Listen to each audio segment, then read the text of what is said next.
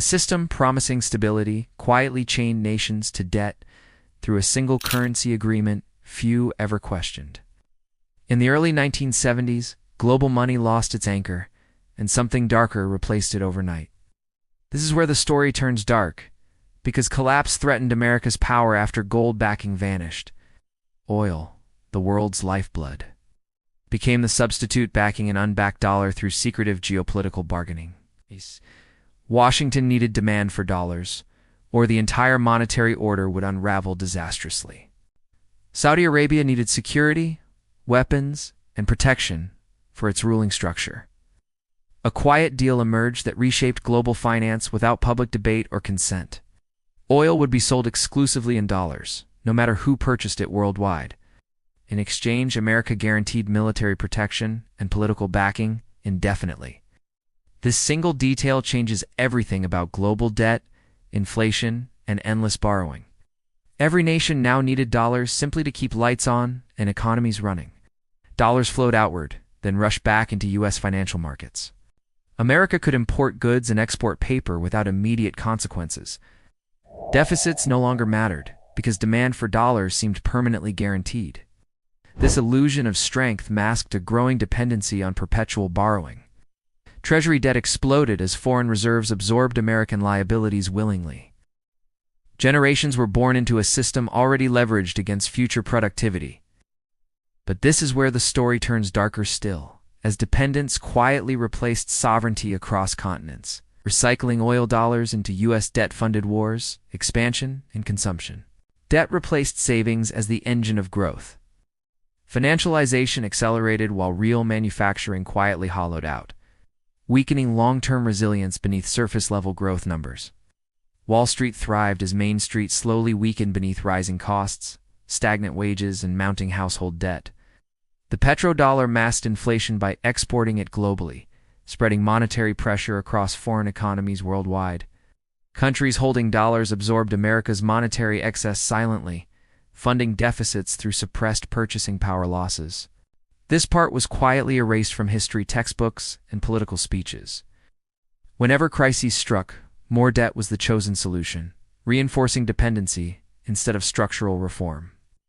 The system survived by expanding faster than its underlying economy, postponing consequences through scale and leverage.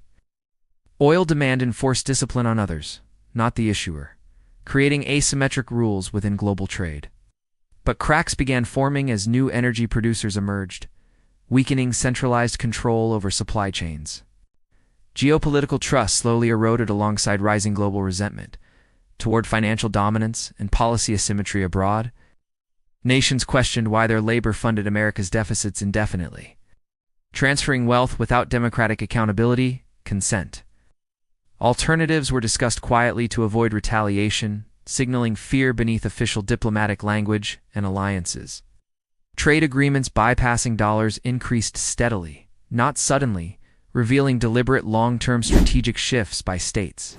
Sanctions weaponized the dollar, accelerating diversification away from it across trade, reserves, and energy markets. This single detail changes everything about the petrodollar's future stability. When currency becomes a weapon, users seek escape routes through alternatives, alliances, and settlement experiments. Energy trade experiments emerged using local currencies and gold settlements, challenging decades of monetary convention. The spell weakened, but the debt remained, towering over future growth and fiscal flexibility constraints. America faced rising interest costs once foreign demand softened, exposing vulnerability beneath apparent strength levels. Failed fixes relied on monetary expansion rather than structural reform, repeating familiar historical mistakes globally. Rates were suppressed to keep debt service manageable, distorting markets and penalizing savers worldwide long-term. Inflation surged, punishing workers while asset holders benefited again, widening inequality across generations and regions. The petrodollar no longer guaranteed discipline, only delay, postponing adjustment while risks accumulated globally unchecked. Younger generations inherited obligations without enjoying earlier prosperity, facing higher costs and diminished opportunity sets. Trust eroded quietly. Then suddenly, during global shocks, revealing fragility beneath engineered confidence systems worldwide. Energy markets fragmented as multipolar finance replaced singular dominance, redistributing leverage across competing blocks globally. But this is where the story turns darkest.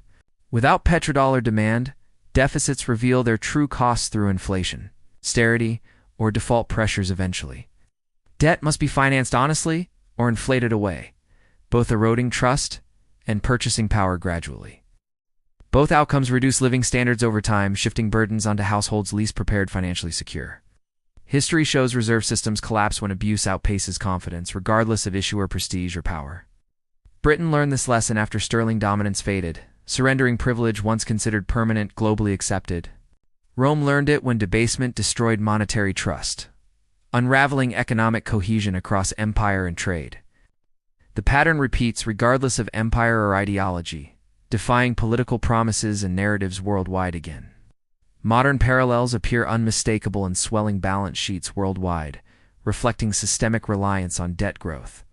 Central banks coordinate to stabilize a fragile equilibrium, masking structural weakness with liquidity measures temporarily. Liquidity replaces solvency as the primary survival strategy, postponing reckoning through intervention cycles and support. But confidence cannot be printed forever, especially when credibility erodes through repeated manipulation and excess. Three truths emerge clearly from the petrodollar era, reshaping how power and money interact globally. Energy-backed currency delayed collapse.